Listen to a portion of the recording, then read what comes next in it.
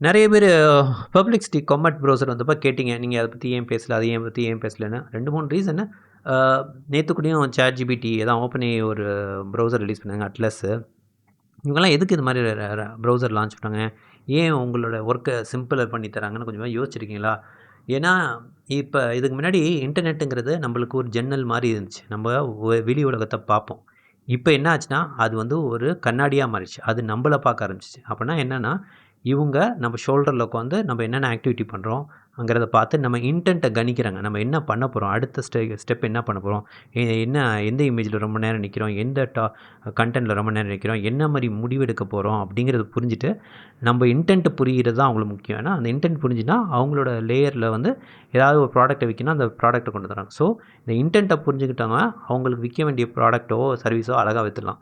So, இதுக்கான போட்டி தான் இப்போ ஓடிட்டுருக்கு. நம்மளோட உலகத்த புரிஞ்சு, நம்மளோட இன்டென்ட்ட புரிஞ்சு, நம்மள வச்சு ஒரு அவங்க மாடல் ட்ரெயின் பண்ணி, அவங்களோட காமர்ஸ் அதான்